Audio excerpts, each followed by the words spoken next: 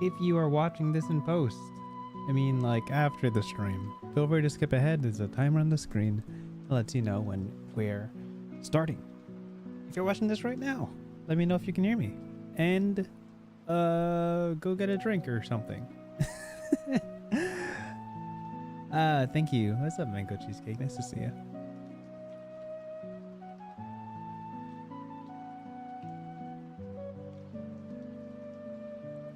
Just gonna double check all my settings. Let's see. Looking like things are good. Okay. Put this here. I think this is good.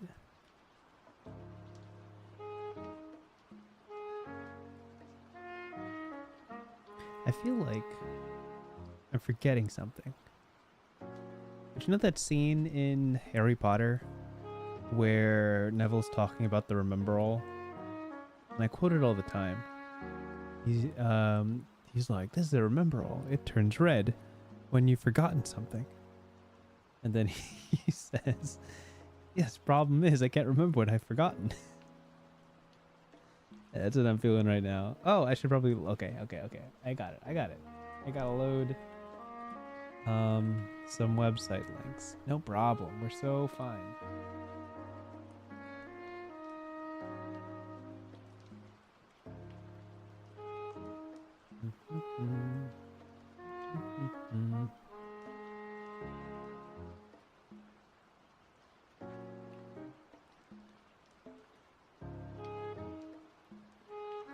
Great. Okay.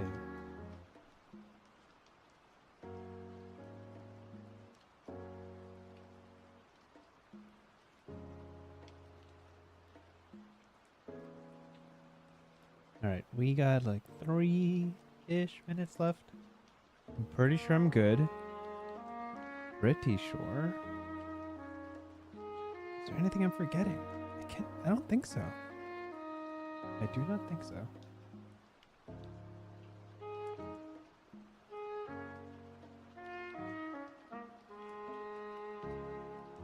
Okay, then we'll just wait for the stream to start.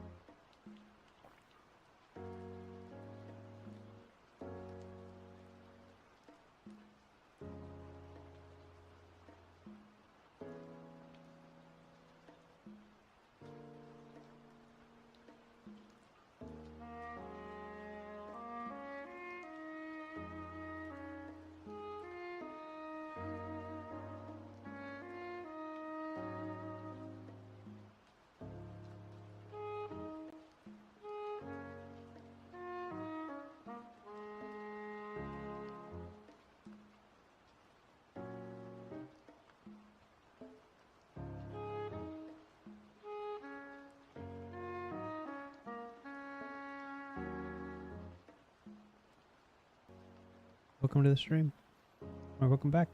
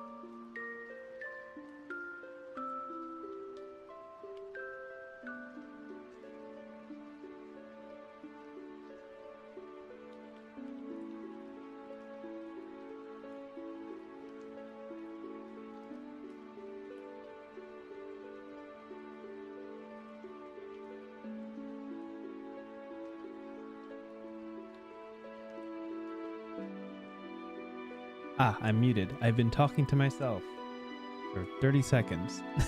If I didn't say it, hi Wink, nice to see you. Let's jump into it. Hello and welcome everyone. Hello, welcome back to another episode of our live stream. Today is going to be a little bit different because it's not an official episode of the 99 More series, only because the author of the game that we're covering today, or the authors, so to speak, and the designers behind the game, are people that we've covered before. The 99 More series, I'm trying to cover a different author every single time that I cover a game, but this time I was reached out to by people I've collaborated with before, and I'm really excited to introduce a game that they pitched to me to introduce on this stream. Normally I'm pretty picky about what games I cover on my stream, especially if it's a repeat of someone I've covered before, but this game is an exception, mostly because it is so far up my wheelhouse that I almost couldn't turn it down. It's almost exactly what I wanted to read. So you may recognize two of the creators of this game from the game Terminus. Terminus is a game that we covered earlier last year, I believe. It's a game by Jonathan Boyle and Brie D. Denan. I apologize if I'm mispronouncing your last name. Terminus is a game about traveling to a certain spot or traveling through a space and playing an RPG as you travel, taking note of the surroundings. If you remember that YouTube video we watched of just a walk through the forest together, and we got to experience that. That was a fantastic game. I also got to meet Jonathan Boyle and Brie at PAX Unplugged last year, which was super exciting that I got to meet them in person. The second set of creators is Graphbound Press, known for their game called Precious Things.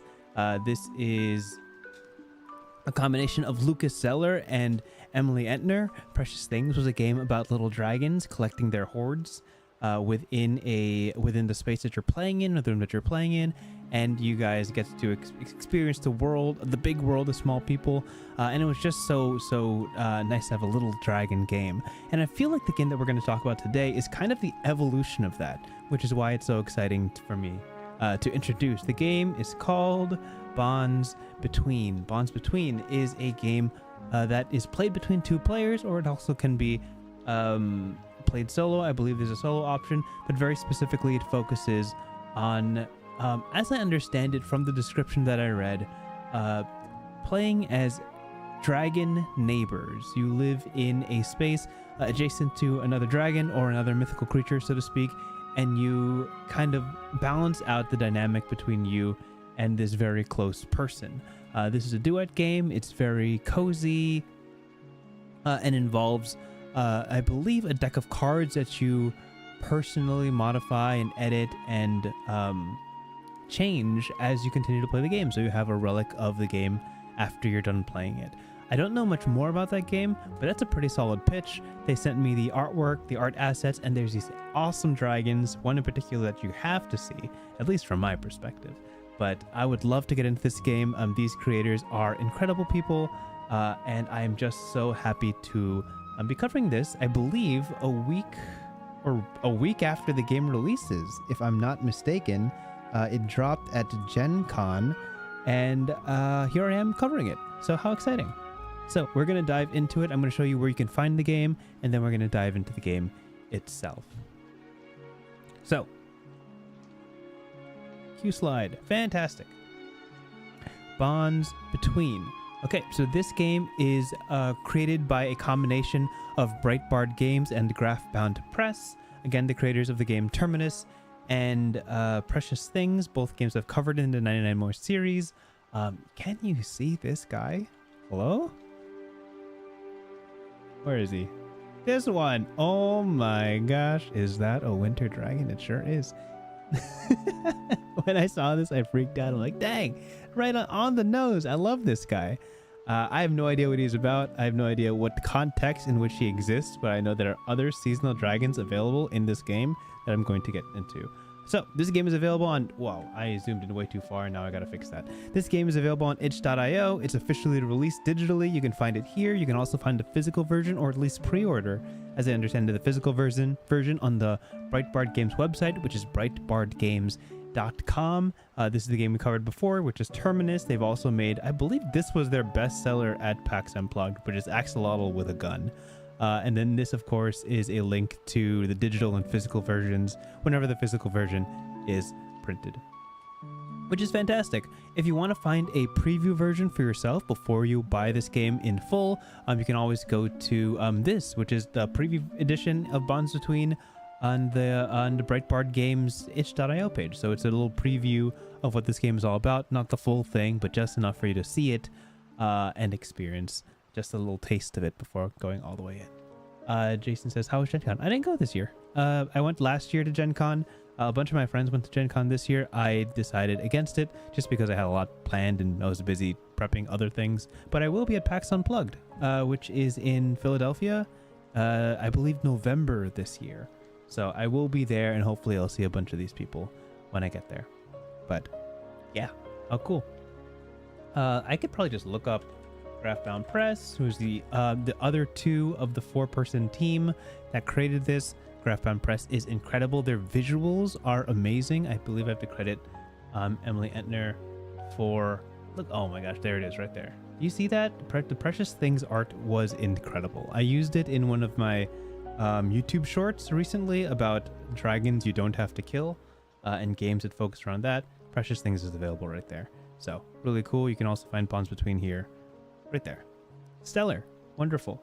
Let's get into the game just so I can get a taste of what this game is all about. It has a whole lot of really interesting and unique pictures that I haven't seen in other games. So let's get into it. Bonds Between by John Boyle, by Brie D. Denan, Emily Entner, and Lucas Sellers. Not entirely sure of the pronunciations. I apologize, but this is the 4-person team. Which, by the way, is an incredible combo. If you look at the sorry, I keep detracting. If you look at the things that Breitbart Games has made, and you look at the things that Craftbound Press has made, it's like a stylistic, perfect puzzle piece fit. It's just beautiful. So, let's keep going. For the moments when creativity happens together, especially over hot pot stuff. Cool. Okay, so this game, as I'm looking into it, is 63 pages, at least a PDF is, and you can see more ways to play. I did check this out, which is really interesting. More ways to play includes, I believe, a solo version of this game, and the option to play as different mythical creatures. If you want to play as things that aren't just dragons, there are other options to be your mythical neighbor, so to speak. So we're going to start at the beginning. We're going to see what the setup looks like and how to actually play this game. When I read about modifying a deck and actually changing or drawing on it, I thought that was really interesting. So I want to know what that's all about. So this is Bonds Between. Already love this stuff. Oh my gosh. I don't know if you guys can see it, but there's a texture on the page. As if this is printed. It's beautiful. Hold on. Let me just. I don't know if this will help you see it. It didn't change anything. It just changed it for me. But so nice. Anyway, let's start reading. My dear reader, our history is drowned in tales of treasure gained by the tooth and the talon of towering draconic lords coiled on hordes of precious things. Reference, made molten by their mere presence. We fly now in the shadow of our ancestors' gilded age, heirs to the depths of their unchecked avarice, the soaring heights of their hubris, and the terrible workings of their great magics. If stories of this age are what you crave, dear reader, this tome will disappoint. We will speak no further of the Great War, the Blade of Sorrow, or the Sudden Silence. We shall not relive those days of glory and gold. If this is what you seek, reader mine, seek instead the warmth of the sun on your scales, the magic of something dear to you, and the satisfaction of a bracing meal. Then return to these pages and learn what it means to be a dragon of our age. We are elemental, O reader, fundamental. Ours is the magic of things, of places, and of time itself. By our claws and components we imbue and reshape in our own image. We tend now to layers long forgotten, care now for hordes born of neglect and carelessness, not by fruits of malice and enmity, but in collaboration with others of our kind. Our magic is multiplied when our stories intertwine. Great line. That's a great line. But there is an etiquette to be observed when two dragons meet, a delicate dance of egos to step and soar to.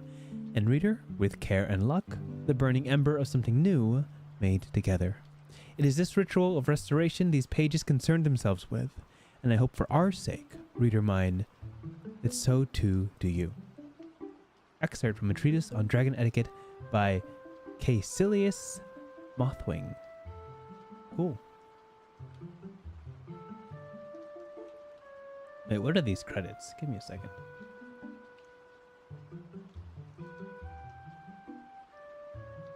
Cool.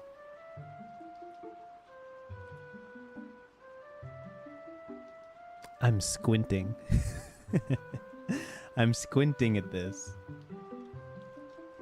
Caecilius Mothwing? Is this a reference to Cassie Mothwin? Maybe. Am I Cassie Mothwin pilled? That looks like a reference. Am I catching references in indie tabletop RPGs now? That's crazy. Okay, anyway. The premise. In Bonds Between, players take the role of two bonded dragons who must work together to protect their neighboring domains from the rot, invasion, or decay encroaching from beyond or within. Dragons are never far from their horde, represented by a deck of cards. Players alter cards in their deck. So this is what I was curious about. Players alter cards in their deck to create items for their dragon's horde, then use those items to cast spells with their fellow player, called their bonded. Each spell is a moment in the story, marking events in the dragon's relationship. As you cast these spells over several sessions, you discover the story of your dragons and their relationship, until the threat is defeated and your domain is secured. During your playthrough, create a journal chronicling your story and a unique oracle deck that echo each player and their character. Each meeting of dragons is a carefully observed ritual of restoration, in keeping with an ancient pact to foster community and collaboration. Dragons are proud and powerful creatures, and each partnership is the product of the unique personalities involved and their attendant magics. Bonds Between is a tabletop role-playing game for two people. It's a collaborative conversation where you tell a story together, all while narrating what your characters are doing. During your playthrough, you'll create a journal chronicling your story and a unique oracle deck that echoes each player and each character. Stellar. Okay. What I've gleaned. This game is not a combat game. Well, I mean, there's going to be conflict. It seems that this is a game about two dragons who are near each other, next to each other, neighbors, as you will, as it says here, neighboring domains, working together to protect from things around them, beyond their space, beyond what the place that they're chosen to protect. And then you use a deck of cards, as I understand it here. You alter cards to create items that are added to your horde, and then use those with your collaborative player to cast spells, and that does things. That's as far as I know from here. This seems to be a duet game or a two-player game, which is fantastic. Right up my alley once again. Making a dragon duet game is hilariously targeted towards me, and that's really funny, and I like it. I really do. Okay. Oracle deck. We'll keep reading. Oracle deck is an umbrella term for divinatory decks of cards with meanings ascribed by their creators. Right. They're similar to tarot cards, runes, and other divinatory tools, but their scope is more specific and personal. As with all such tools, they hold as much meaning as you give them. For Bonds Between, this deck inspires our story. In this game, you will experience the magic of ordinary things. Make a tiny piece of art with each altered card until you have a deck full of them, and build a lasting embodied memory of the game in your journal. Okay, tone. Explores themes of isolation, carelessness, and abandonment in equal measure with themes of companionship, creativity, and restoration. It evokes a tonal space between the quiet sorrow of a snowy rundown farm viewed from a car on the highway and the mundane catharsis found at the end of an afternoon's work in an untamed yard. A playthrough should explore the emotional lows of a place left to ruin, or the trials of a relationship with another proud creature, but it should not wallow in them. I see. So seek conflict or melancholy into fiction with intention, spread your wings and soar on the thermals of a job well done, and explore the opportunity for growth. The places in between afford you and your bonded. Create creative energy to the table and celebrate what your partner brings. Okay, so it's basically saying you're allowed to feel the full range of emotions in this game, of course, but if there are tendencies towards negativity, towards sadness or melancholy or conflict, learn to embrace those feelings and then transition from them into something else, I believe is the intention of this. Okay, this is, of course, safety concerns. We're quite used to reading these in the games that we cover. Safety concerns are to cover topics that you'd rather not explore in games like these. And what if those games incidentally come up? I mean, if those themes incidentally come up, you can have these tools to know how to transition safely away from them, which is cool. Okay, how to set this game up. Who? Choose someone to play with. Ideally, this is someone you can meet with regularly, whether in person or online. Prior experience with role-playing games is not required. An appreciation for crafts and an eye for detail are useful qualities, but anyone enthusiastic about tiny dragons is a good pick. In addition to this book, you need a standard deck of playing cards, very cool, a small journal or binder, something to write in your ledger with, craft supplies to alter cards with, like brushes and paints, scissors, glue, weird magazines and other role-playing or card games, a lighter, I like this idea, other games, other craft supplies including other games, a lighter, dragon scales and more, and there's a page for alternate card. Ooh, it's hyperlinked. How cool. This will take you right to it if you click it. A rubber band and a small box to keep your altered deck. The deck will soon be scuzzy. I don't know what scuzzy means, but that's cool.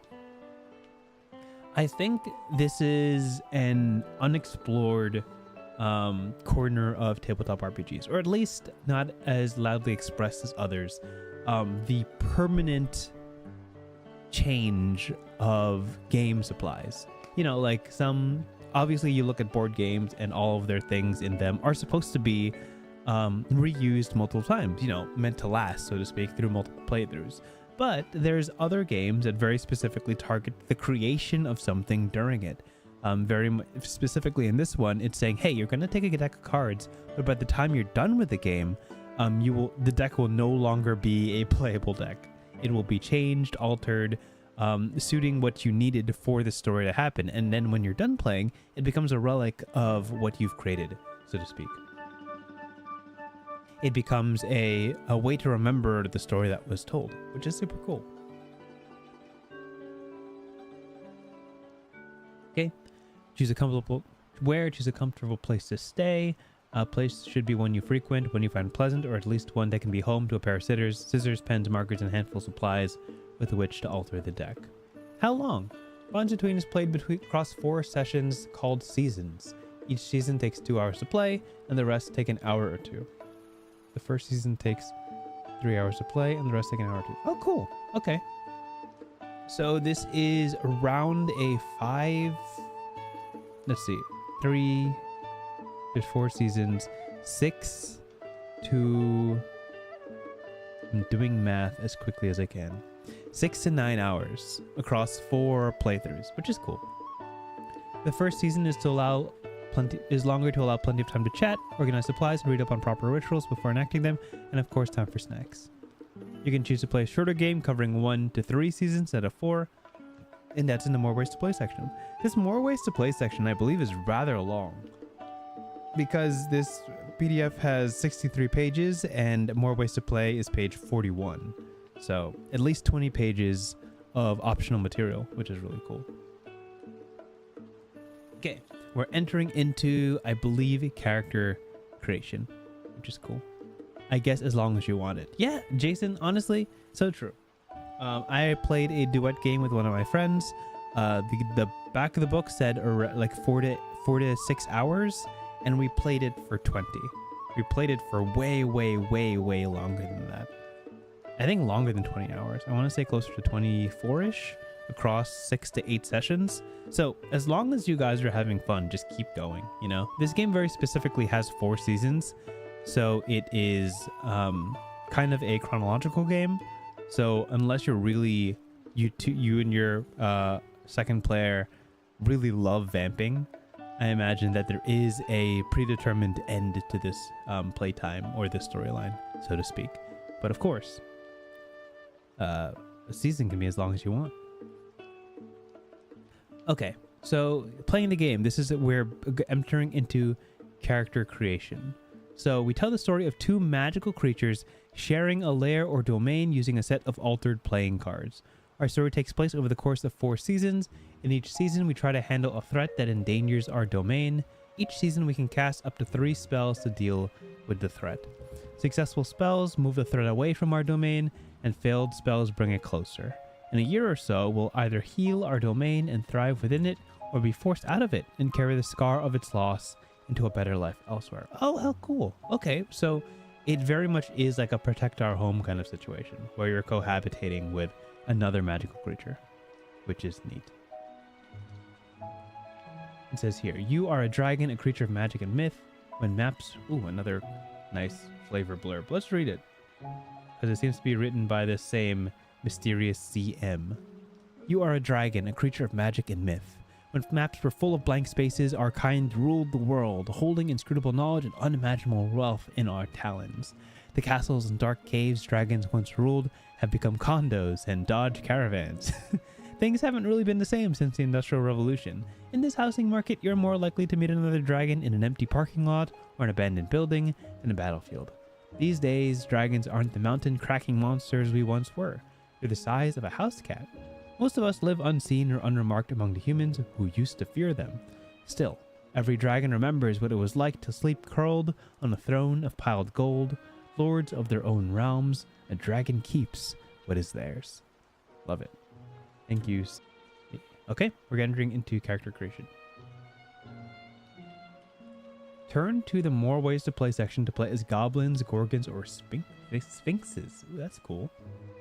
Also, can we just taking a second to admire the layout. Look at this. Look at this. This is a work of art in itself. I love the layering as if this has been altered by the markers and glue and scissors, as they've said in other sections. Like, the layout is beautiful. Little dragons. I love it. I feel like I'm so easy. I feel this. I have a very specific brand that I like, and sometimes I feel like game creators know that, and this game feels super targeted towards me in particular. So I'm so happy to read it. Anyway. This is about the journal. One of the first things we'll do is set up our journal for play. Our journal serves as our character sheet, a detailed ledger of our dragon's hoard, a record of spells that we cast and their results, and a roadmap of our dragon's emotional journey through the game. The next few sections contain detailed instructions for this process, but before we begin, a couple pieces of advice for writing your journal. Your journal is your own. We offer general guidelines on structuring your journal so that tracking information is easy. Beyond those, your journal should be a place for you to explore all kinds of creative ways to record your story. Notate in the margins, switch up writing utensils, tear out pages, plaster it with stickers, doodle in the margins, do whatever feels interesting to you in a moment. There are no right answers. Be as playful with your journal as your dragon is precious with their hoard of everyday items. Bonds Between is not a few drops game when you put ink to paper. It's a generous splash game. Mess your journal up. Okay, here we go. We're going to answer some questions. Let's read through this, and then let's see if we can, just cook one up, hypothetically. I don't know if we'll get a chance to play this game simply because it is a duet game, and it doesn't really translate. too well to solo play. Oh, we could read the solo play section, but we'll see. Let's try to do a little bit of character creation. That might be fun. And then if we can get to a prompt or two, if there are any, I would love to check it out. So, first question: to what season do you belong? Kind of obvious, wouldn't you? Dragons are as varied and unique as the magic they carry, but each is affiliated with one of the 4 seasons. Your season gives you an additional ability to use when you draw from your deck and cast your spells. Choose one from the following list, or we'll select one at random by drawing a card from your deck. Write your season and your ability in your journal. Spring. Oh my gosh, here comes the dragon art. I'm pumped. Spring is the season of new beginnings, and air is the element of freedom. Driven by experience, dragons of the season are spontaneous and energetic, full of ideas and eager to experience new things. And this is an ability? Let's see. After you draw your hand, shuffle any unaltered cards and choose one at random. Alter it. Once per session, you may shuffle your hand, discard 3 cards at random, and draw 3 cards. Okay, so this seems like it's a way of kind of flipping through your deck for more options, which is kind of cool. I absolutely love how like you permanently alter cards and then cards become recognizable over time, which is super cool. So that's the this is the spring one. Spring one's over here. Look at that guy in his little bowl. Let's zoom in a little bit. Look at that. Oh, nice. Okay. Summer. I've zoomed in too far. Summer. Fire. Clubs. Summer is the season of passion and ambition.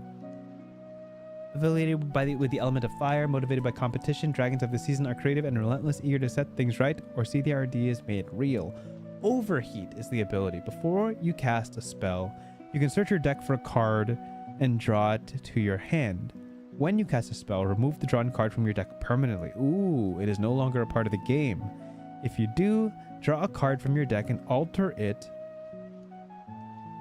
If you do draw a card from your deck and alter it a card at the end of your session. Oh, it probably just means alter a card at the end of your session. Cool. That's up. You permanently get rid of a card, which is super cool. I do like that.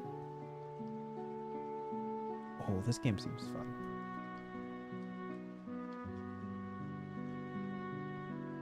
There was another game. Perfect Draw. Perfect Draw was a game kind of inspired by the Yu-Gi-Oh anime that used playing cards as... Was it playing cards? I can't remember. That you basically design a deck and kind of customize it to your own purposes. This feels kind of similar, which is super cool. You've discovered the single type. They're here. Hello, Breitbart Games. You've discovered the single typo we missed. You want me to zoom in on it? Because it'll be gone eventually. Right there. Bang, bang. It's only 2 letters. There's been worse. Believe me. There have been much worse. Anyway, I'm gonna look at this guy in a second. Autumn, Earth, and Diamonds. Fall is the season of harvest and fruition. Its dragons are affiliated but with the element of earth, driven by justice. Dragons of this season are persistent and enduring, unwavering champions in pursuit of their goals. So the ability of Autumn is planted. At the end of each session, draw cards from Breitbart Games. While you're here, I'm looking. Oh my gosh, you're looking at the stream, so I must know. Golly, is this a reference to a certain tangled author? If it's not, I'll eat my sock. You tell me, okay? You tell me. Anyway, case silliest Mothwing. Okay. I gotta read what this ability is. This is the Autumn ability. At the end of each session, draw cards from your deck until you draw an unaltered card and place it on the top of your deck face up. Before you shuffle your deck next session. Oh my, I'm not focusing. Give me a second. I'm too caught up. I was looking at chat. At the end of each session, draw cards from your deck until you draw an unneutral card and place it on the top of your deck face up. Before you shuffle your deck next section, you may add it to your hand and alter it. Got it. If you do not, you may instead draw 2 extra cards and alter 1. Cool. I'm so curious what it means to have an altered card. I'm so curious. I haven't encountered what exactly that. Oh, look at this dragon. I'm so curious what an altered card means, because that's what this is all leading to. And again, every game I cover, I talk about the proximity of a game rule, a game term, and the definition of it, whether it be a single paragraph or a page away or at the end of the book in a glossary. I gotta know what it means to alter a card. I gotta. And finally, last but not least, oh my gosh, look at this guy. Hello, Winter Dragon. Nice to see you. Wait. Come on, how cute. Oh, look at that. They're like cousins. They're like cousins. Anyway, how big were you? You're like this big. Winter, water, hearts. Winter is the season of contemplation and adaptation, and its dragons are those affiliated with elemental water. Driven by compassion, dragons of this season are adaptable and fluid in the face of harsh realities. The ability is crystal clear. You and your bonded play with the top card. You and your bonded play with the top card of your decks revealed. Ooh, whoa. With their consent, each of you can play the top card of the other's deck. If you're both winter dragons, play with the top 2 cards of your deck. Play with the top 2 cards of your deck revealed. When one of your spells fails, yes, draw 2 extra cards and alter them. Start the next session with these cards in your hand. There's an interesting thing about this game that I'm noticing, that between sessions, you keep the order of the deck static, as I understand it, right? Like because there's rules with putting cards on top of the deck, flipping it over, getting them ready to have in your hand next session. So there's like this dynamic of this isn't, it doesn't seem like you shuffle these decks like ever.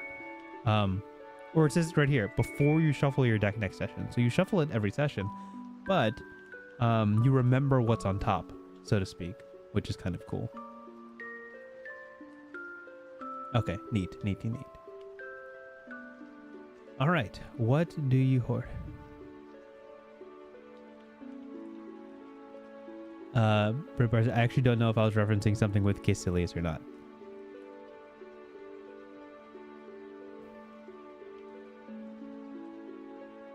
I'm squinting.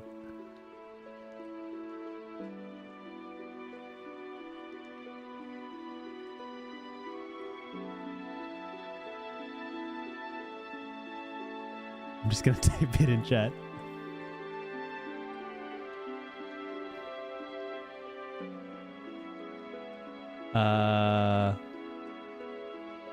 Yeah.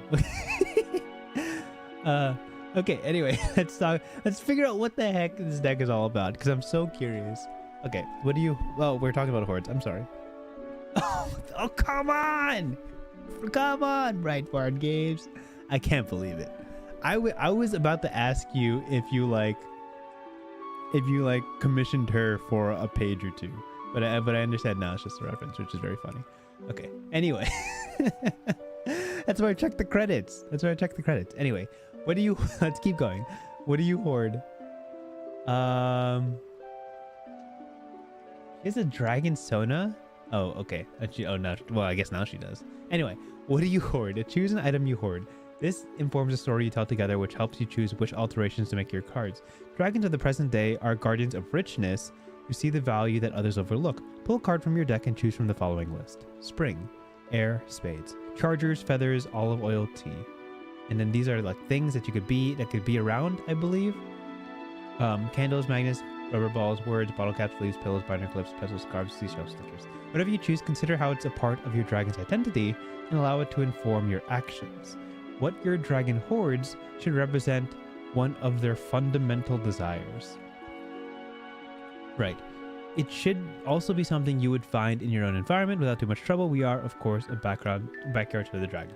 So when I saw this in the preview pics, I'm like, oh, this is Precious Things. What's really cool is Precious Things by Graphbound Press. Do I have that open somewhere? I could just open it up now, actually. So Precious Things, this is the Precious Thing, by the way. This is the game.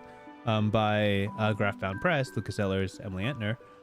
They have like a hoard also. Like they have this thing where you kind of pick something from your surrounding room to collect during the game. So when I saw Bonds Between, I'm like, oh, this is a natural evolution of this like 8-page game. And now it's like 63 pages, which is super cool. And I already liked the 8-page version, so the 60-page version is so awesome. Anyway, cool. A summer dragon who has inherited a lair in their little library beneath the eaves of the college arts building. John's dragon, Archie, the flat, hoards words. Oh, sick. They clip interesting ones from newspapers, magazines, and books, nestling them in well-organized folios. Sometimes on lazy afternoons, they arrange and rearrange their words, looking for just the right combinations. Maybe if they collect enough good ones, they'll be able to finish that novel they've been working on. Okay, so you could collect something as simple as words is super cool. What do you look like is the next thing. Outer physical appearance. Describe what your dragon looks like in their journal. Leave room beneath it. The magic of your domain, your hoard, and your partnered spellcraft may work subtle changes on your appearance over the course of the game. Oh, sick. Okay. And then what's your name? Descriptive, pronounceable, and perhaps a little pompous. Blank the blank. Blank title. 3 syllables, 4 syllables. Blank. Sand Scale the Polisher. Cadmium, first of the name Green Nest of Greens, Lord under the Ottoman and Bane of Dust Bunnies. Vermithrax, pejorative. Grenadine, amaretto, and Erasmus adamantine. Caecilius mothwing, Taraxis longclaw. I don't think these are references. Who is your bonded? Dedicate another page or two of your journal to answering these questions about your dragons and the threat they face. What's your domain? So, in this game, as they've said before, also more cool dragon art. How cool. How awesome. I love this, like, what do they call this? Mixed media, I think is the term. When it's like different textures, different qualities of art are used in the same art piece. Super cool. Super duper cool. Oh, this little name generator. Yeah, very fun. Okay, so in the canon of this game, dragons were once gigantic. They were egotistical and greedy, and they hoarded things, and they were in wars and things like that. But nowadays, modern times, literal 2025, I suppose, dragons are much smaller, size of house cats. They do not wish to pursue the same lives of their tyrannical ancestors. Instead, want to hopefully coexisting with other mythical creatures that exist in this world. So with this context, this is what we're approaching this domain question with. You and your bondage share bordering domains in quiet, transient spaces, inherited from a previous tenant. Within each is your home, your hoard, and a host of problems and personalities to maintain balance between. How you imagine your domain can be related to the physical location you first play in. Choose from the following list and draw a card from the deck and use its rank to determine your domain. Oh, how fun. There's a bunch of them. So this is you draw a card from the deck, and this is your domain. Vending machines on opposite sides of a college quad. Neighboring backyards in a rural town are quite part of the city. Zoos or museum exhibits, rest stops and gas stations, theaters, movie stage or otherwise, vehicles abandoned for sale or currently in use is crazy. That you would have a domain within a in-use vehicle, maybe like a pickup truck or the storage compartment of a U-Haul. I could see those. a giant truck that hasn't been unpacked post moving day would be really nice. Things like that. Sculpture garden, art installation. I dig that. All right, how can you help each other? Consider everything you know about your dragons and the threat you face together this season. Draw a card and compare its suit to the following list. Describe how you and your bonded relate to each other by using this prompt or whatever idea fits your story best. This is your profession. To what oath, entity, duty, or purpose are you both beholden? This is a rivalry. By what measure must you exceed the other and spur each other towards greatness? This is a kind of family. Did you find it or were you born into it? This is a kind of courtship. What were you hoping to become to each other? Nice. So like 4 different flavors of story that you could tell with this kind of game. Your first session. Okay, so altering. I swear, once I get to the altering and magic section, I'll be so satisfied. I'm so curious what that's all about. Look at this edge. How cool. It's almost like it's a real binded book. Love that. It really feels like every page is like a little art piece. How cool is this? Do you see this? Just every single page has a little bit of this, a little bit of that, which is really nice. Okay, sorry. I keep getting distracted by the art. Prepare your ledger. Each player should have their own deck of cards and their own ledger to represent their hoard and record their dragon side of the story. Each hoarded item will get a sentence describing what card represents it, how that card was altered, and how it came into your hoard. Your ledger will likely take up the next 3 to 4 pages in your journal, more if your journal is particularly small. Dedicate the remaining space in your journal to recording the threats you faced each season, the spells you cast, their result, and the impact they have on your dragon's domains. Alter 5 cards. I'm so curious what this means. If your deck has dokers, let me try that again. If your deck has jokers, write your name on either the red or black joker of your deck, then write your dragon's name on the opposite color joker of your bonded deck. Oh, cool. In this way, each of your decks will have 1 card for each dragon. These cards represent your bonded's influence on your domain and the way your magic is growing together. These cards must remain in your deck, but cannot be used to cast spells. Cool, so you like exchange a single card. If your deck doesn't have jokers, find 2 other cards of the same size and write your names on these instead. Alter 5 cards in your deck using suggestions from altering a card section. Oh, that's later. Each card you alter here represents an item in your hoard you brought with you or inherited from your domain's previous tenant. Add each item to your ledger and write a sentence describing what it is. Okay, so this is an example of an altered card. Let's see what this is all about. John shuffles a fresh deck and draws 5 cards at the beginning of the game, writes them in his ledger, then chooses a few interesting words from the bulletin board in the coffee shop where he and Bree are playing. One of the words is from a birthday card for the shop, written by the owner's children. The entry reads, 7 of hearts, now the 7 of celebrations. The words happy birthday in childish handwriting on water-stained glittery cardstock. Left behind by the previous caretaker, pressed in a book. He checks a list of alterations, spots stain this card, and decides to blot the 7 with a generous splash of his tea to match the card he saw on the bulletin board. Nice. So the goal of altering a card is to allow it to be the physical representation or manifestation of an item that your dragon has. That's how I'm understanding it. So say it was a handwritten letter is the item that you're trying to manifest. Then you can take a card that you've drawn and maybe scribble on it, maybe add. Let me actually look at this altering a card section. Now I'm curious. So altering a card. This following list provide inspiration to match your dragon season.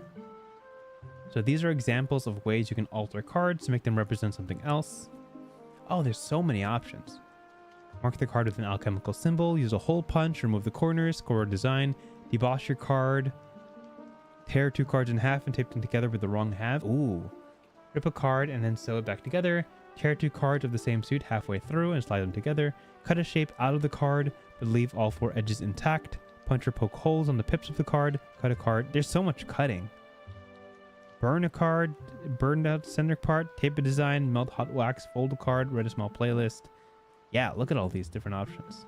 Press a leaf or flower to your card. How cool. Mark your card with its own fingerprints. Yeah, so these are basically all ways to modify a card in order to make it represent an item that your dragon has, which is super cool. Anyway, once you've altered 5 cards, added them to your ledger, shuffle the altered cards into your deck and move to the next phase. Discover the threat. All future rounds of this game begin with Discover the Threat or Prepare a Spell. Discover a Threat. Bonds Between is played over the course of 4 seasons beginning in the spring. In each season, you and your dragon and their bonded face a new threat to their domains and cast up to 3 spells to counter it. If 2 or more of these spells succeed, the threat is countered, neutralized, reversed, or defeated. Cast up to 3 spells to counter it. If 2 or more of these spells succeed, the threat is countered, neutralized, reversed, or defeated. Otherwise, the threat remains, wreaking havoc in your domain. So how do spells succeed, I guess, is my next question. Let's see if that was answered. Start a new entry for spring in your journal, leaving space to name the threat of your domain. Describe the spells you cast to counter it, and describe the results of those spells in this section. To discover the threat we face this season, pull a card from the deck and choose from the following list. Got it. So based on the number or letter of the card, you're going to be facing one of these threats. So there's Blight, Unchecked Magic, Old Bones. Your lair shows its age. Appropriation, and outside force plots to alter your domain to suit its whims. Haunting, an actual ghost has risen in your domain. Wildlife, cute nonetheless, a territorial concat, a hungry raccoon, a family of wandering mice, a feisty squirrel, or an excitable dog. A rogue cryptid. What does the Mothman, the Jabberwock, or the Doulahan want with your domain? Decide together what the threat you've discovered will look like in this playthrough, and record your answers at the beginning of this section in your journal. What shape does the threat take? What do your dragons call it? What are the impacts of its presence in your domain? Okay, here we go with how to deal and prep for one of these threats. The passage of time.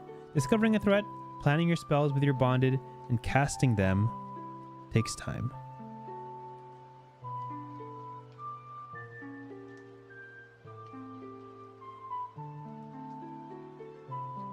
Okay, cool. I'm just double checking.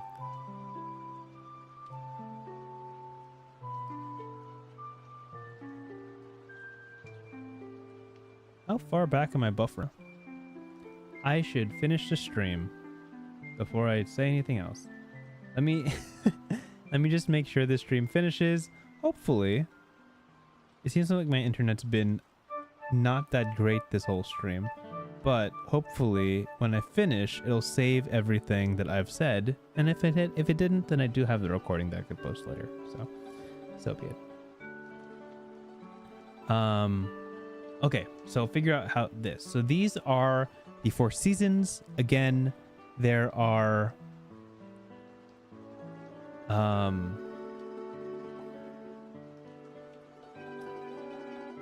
seasons, 4 sessions of play, so to speak. So these are the different experiences you will have each time you play. Spring is the threat is nascent. It's just beginning.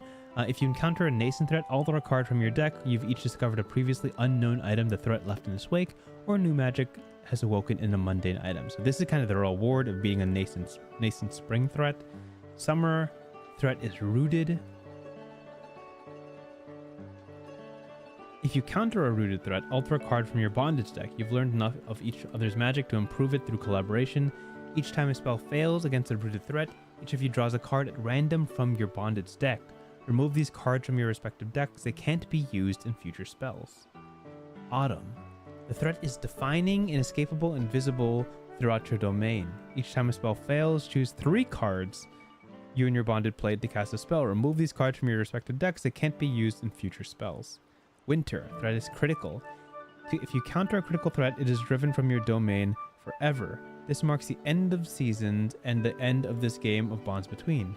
If your spell fails against a critical threat, you have no choice but to leave your domain and seek a new one. The game ends in tragedy for you and your bonded. Oh, shoot. You have no choice but to leave your domain and seek a new one.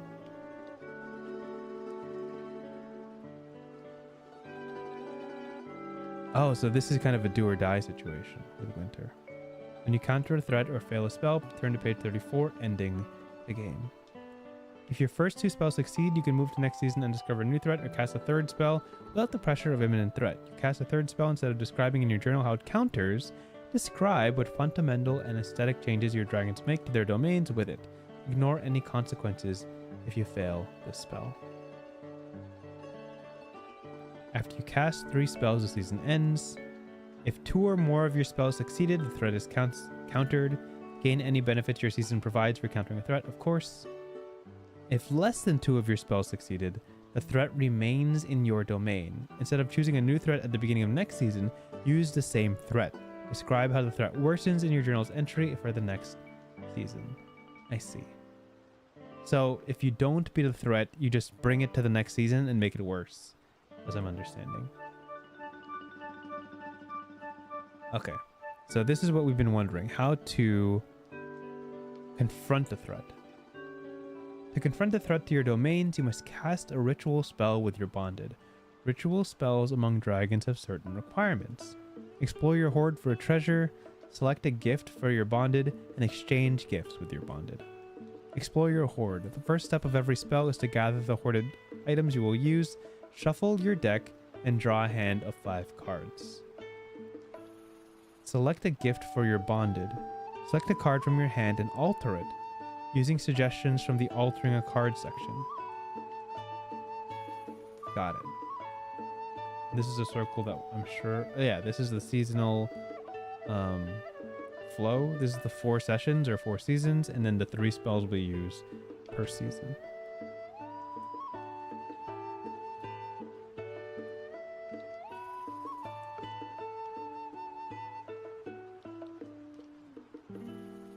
Give an altered card to your bonded and receive one of theirs. Create an entry in your ledger exploring what the gift represents from your bonded's hoard and what effect it has on the magic of your hoard. Consider these questions when adding to your ledger. What does the item I'm giving you from your hoard tell you about me? How does knowing this improve our relationship? So I love this. This part right here is so cool. That not only are you altering your own deck of cards to be a relic of the story that you've told, you also collect cards given to you by the other person who they've personally designed or stylized or changed. So you don't just get your own art, you also get somebody else's. And while it does have like implications on the fictional story, it's also like a realistic reminder of like what happened. It's almost more tangible than the journal entries or the ledger that you have. Like you look through your deck and find a burnt card made by somebody else. You're like, oh, this was the time we faced this, and this was what we used to beat it, so to speak. So yeah, that's cool. Cast a spell. All right, this is it. This is the one. Each time you play a session together, your dragons will cast at least one spell as bonded. To cast a spell, assess a problem, use your dragon ability, choose a spell to cast, and resolve the effects. In this step, we consider the threat to our domain and decide together how it manifests this season. For your first spell, use the threat you chose during. For the beginning of every other season, choose a new threat from the list on page 20. Right, of course. Detail the threat in a new entry for this season. Write the name of the threat, describe what it looks like in this playthrough, and describe how it's affecting your domain. Right. Use your dragon ability. If you're playing in a season that matches your dragon type, draw an extra card. Ooh, cool. As a reminder, the game always begins in spring. Seasons change. After every second or third spell, you resolve. Most dragon abilities can be used before you cast a spell. Consider using the dragon ability you selected during character creation to modify your hand or deck to prepare for the spell. Right. Then we pick a spell. Spells represent a kind of magic you and your bonding can use to deal with threats to your domain. Spells are represented by combinations of cards.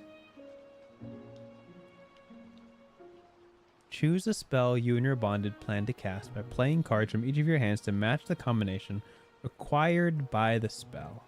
Share your hand with your bonded and talk about which spells best fit your story and your combined hands. Each spell must include one altered card from each of your hands. You cannot choose a spell you've already cast successfully during this playthrough. If you cannot cast a spell in this way, your dragons fail the spell. Proceed to resolving a spell. Okay. Card suit is either right. Card's rank is the number printed. Altered cards are as any card in their suit, regardless of their original rank. Altered cards serve as any card in their suit, regardless of their original rank. Oh, okay. So if you alter a card, you can kind of choose the number it represents. So after I like burn a card or tear a card or sticker a card, I can change it to like a king or an ace or a jack, whatever the suit calls. A set is 2 or more cards at the same rank. A run is 2 or more cards in the rank order. Aces are both above kings and below tunes in rank order. Great. Oh, how cool. Oh my gosh, it's like poker. So you combine your hands and try to make a set of cards that when combined make one of these spells that have require a very specific set. How cool. Oh my gosh, that's sick. So it's like, I'm not even reading it yet, but I'm just gonna make guesses. It's like, oh, 3 of a kind is a spell, or a flush is a spell, or 2 pairs is a spell, and they're all different things in how it manifests. That's sick. I like that. Okay, so let's just look. Feasts of Hours, 2 sets of 3. So you would think, right, with 10 cards, 9 each, this would be difficult, but know that altered cards can be whatever number or letter you want. So if you have like a king altered card, that can count as 3 kings, and it's perfect. So you draw, this one is you draw supernatural strength from a sumptuous meal. What do your dragons eat? How does it empower them to accomplish the task at hand? And a set of 4 and a run of 4. Oh, so this is 8. This is 8 cards. That's crazy. If you can get an 8 card. Oh wait. So is Feast of Hours the easiest one? That's actually pretty tricky. So 2 triple sets is this one. Okay, you dabble in dark powers drawn from the border between life and death. What beloved or significant thing do you burn in exchange for power? What do you receive in exchange? Spooky. Primordial Binding. A run of 8? That's insane. I don't know if you can pull a run of 8 in 10 cards. Unless, of course, your season provides you more cards to use. You seal the threat or some part of it in magical bonds. What form do these bonds take? You chain, cage, seal, or slow the threat. Dreamhenge. You travel the roads between waking and sleeping. What do your sleeping minds reveal that your waking minds could not see? What guidance does this journey offer? Rite of Reflection. You must enter the surreal reversed world behind every mirror to retrieve something of power or significance. This is such a cool concept. Oh my gosh. This is so cool. I couldn't in my heart of hearts ever conceive this game on my own. Give me all the time in the world and I would never come up with an idea like this. This is sick. Just to recap, I know we're an hour in, but just to recap, like it's all kind of hitting right now. To recap what this game has been about so far, it's a 2-player game. Both of you have separate decks, and you basically deal with threats together by combining your drawn hands of cards. And depending on what cards you guys draw and what combos you can make from those cards you draw, you cast different spells and invoke a different solution, so to speak, to your problem. Like normally, I don't want to say normally, but most games resolve this with a dice roll, right? Like just roll a die, and if the number's big enough, it works, right? But this is cool. It's like, hey, let's combine our resources in a cool way that's not just 4 plus 5. And from that, creatively design an answer to our problems. And some of these sets seem impossible. Like 2 sets of 4 is so unlikely in 2 drawn hands, but altered cards change that dynamic entirely.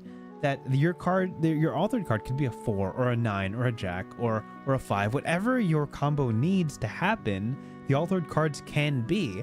And these altered cards become so powerful in deciding how the solution comes about. And it's even cooler because it's your friend probably made it for you. Like it's, oh my gosh. How awesome would it be if your friend, you draw your friend's altered Jack of Hearts and it has like a sticker on it and a tear and it's a little bit blue and a little bit gold.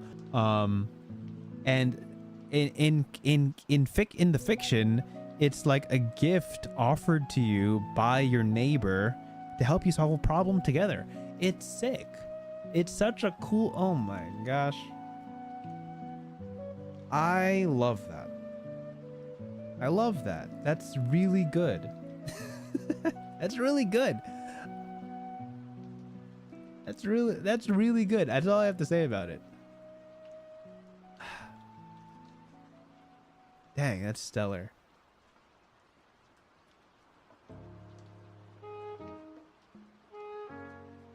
I'm trying to find a parallel to like other games I've read of this same energy. And I just wish that there were more games that used this system. And I feel like that's a tall order. Because I really, really appreciate when there's an artifact of the game. I find that after I finish a campaign of D&D or another campaign, I try to commission art of my character. I try to have like an image of who they became or what they are. And I like having that as just like a relic of the story that was told, right? But in this game, in playing it, produces that artifact, produces that relic of the story told.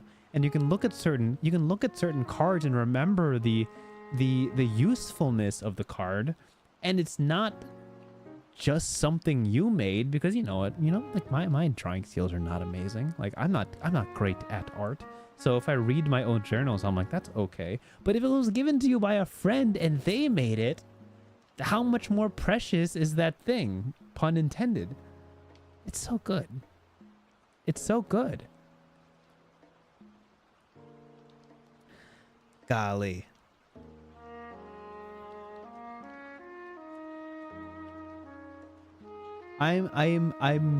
And this is not, I'm not just like glazing this game because it has a dragon that's wintry. Like I'm not just like being appreciative because I was asked to cover this game. I genuinely think this is such a unique and novel way to experience collaborative storytelling. And maybe there's this whole subset of games that are like this that I have not seen yet, but it's so refreshing to read something like this. And it's not just that, right? It's the presentation, it's the colors and the vibrancy. It's about dragons. I mean, just like punch me in the face, why don't you, with things that I really enjoy. Like this is very good. As someone who's never designed a game but also has read 90 games before this is really good. And I know this video will only get a couple hundred views because that's just the state of my channel right now. But I love this. I think this is such a good game that I would love to experience with somebody. And I would love to find games designed with this exact system in mind. How cool would it be to just have a set of a bunch of decks of cards that have been lovingly crafted by your friends? It's good. Oh my god.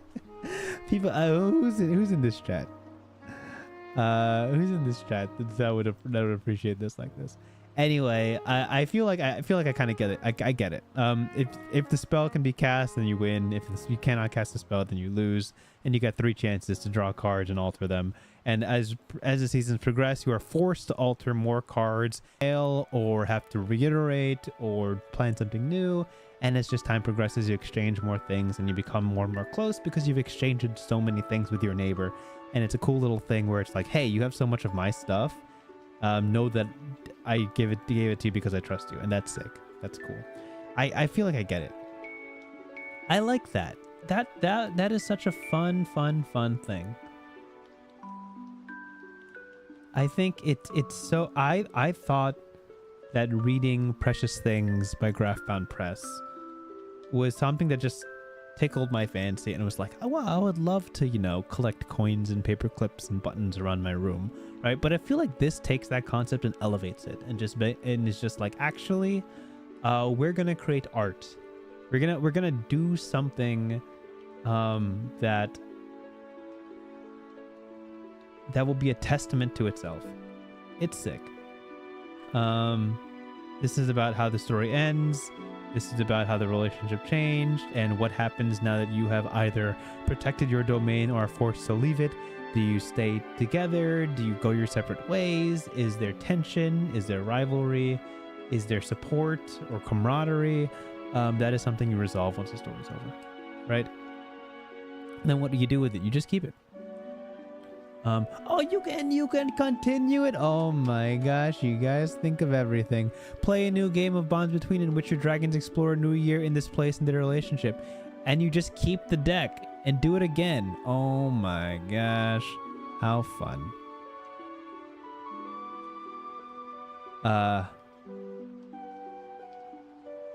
Hey, Lucas Ellis is here. Hello, I love your game. I don't know if the stream is caught up to what you're watching. Because it seems like I'm buffering a lot and it's not keeping up.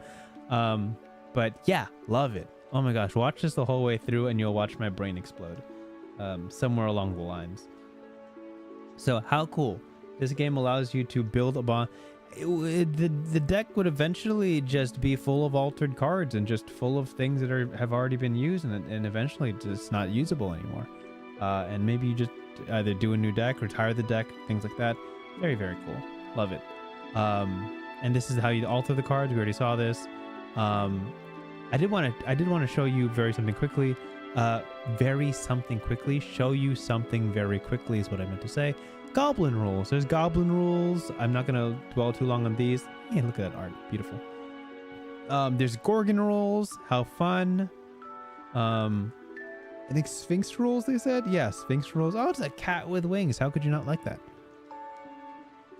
And then solo play, which is fun. So, let's, with the very little time we have left, I think we have like 5 or 10 minutes left.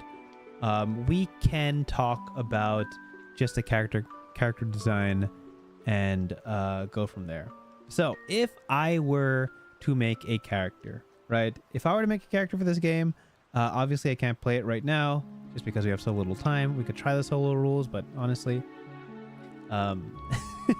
just imagine them. So let's do this real quick.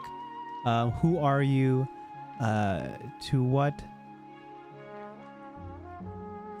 Breitbart says, I actually used one of my Bronze Between deck to play another storytelling game that used cards, and it was really cool for that too. Awesome. Nice. Bodega Sphinx. Credit to your artists. They killed it. Incredible work. This whole game looks beautiful. The physical version of this game must look the same. Yeah. I swear, if I see you guys at PAX, if either of you, any of you 4 at PAX Unplugged this year, and you guys got a physical, I'll be there. Let it be known. To which season do you belong? Let's pick winter. I mean, for obvious reasons. This guy is my boy. This guy is right here. So nice. Season of contemplation and adaptation. So we would be picking winter, affiliated with elemental water, of course. Sounds so cool. And then that would be water, hearts, crystal clear. And this is the one where you can see the top card of each other's deck, which is really neat. What do you hoard? Pencils, scarves, seashells, and stickers. I think if I were to play this game, I would probably go with stickers because that just feels really fun. If I had enough, scarves is also cool. I think I do have a couple interesting scarves lying around. Pencil seems fun as well, but I think stickers is what I would go towards. Represent one of your fundamental desires. If I were to pick scarves, just be like comfort, coziness, respite from the harsh winds of winter. Is probably what it would represent. What do I look like? I'm on screen, or at least my friendly dragon mentee is on screen, so something like that. If there's ever a game where you get to play as a polyhedral elemental, someone hit me up. That I would be that on that game in a heartbeat because I already got my little guy. What's your name? Oh my gosh, it would probably be Wintry. Adjective, noun. That's very funny. Let's do title. Wintry.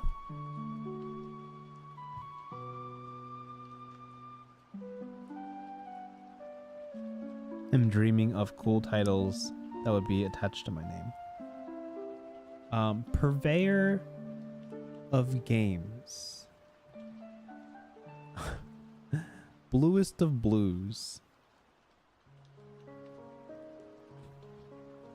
Caltrop under the foot.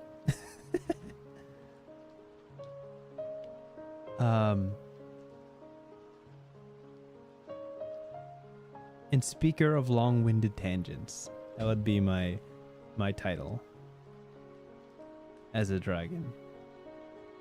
Pronounceable, descriptive, pompous. Yeah, that fits. Sure. Winter Dragon is also Bree's favorite. She knows best. I mean, there's a clear winner. Not saying I'm biased, but I am. Who is your bonded? Not for me to say. I'll find someone eventually. Where is your domain? And of these, I would roll for it, but of these, I think my favorite is probably... I could say theater, but I feel like that'd be too on the nose. I think vehicles is very fun. Because vehicles could imply like a mobile home. It could imply like the scenery around you keeps changing, but your domain is basically the car, and protecting the car through various landscapes would be very, very fun. It's like, oh, now we're at a gas station. Now we're in the desert. Now we're going through a metropolis, and different threats arrive from different spaces. And our cars are attacked, and we just have to defend them, which is really fun. And then we could have that.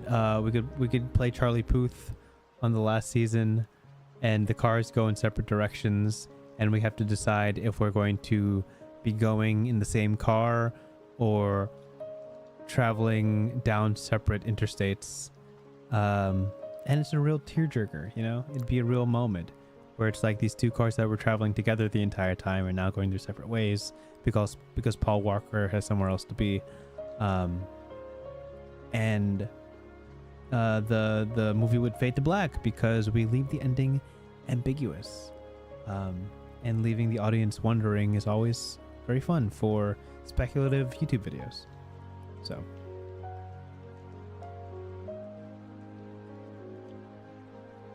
Lucas says, Case Elliot was definitely not a conscious reference to Kathy Allman. Okay, so be it.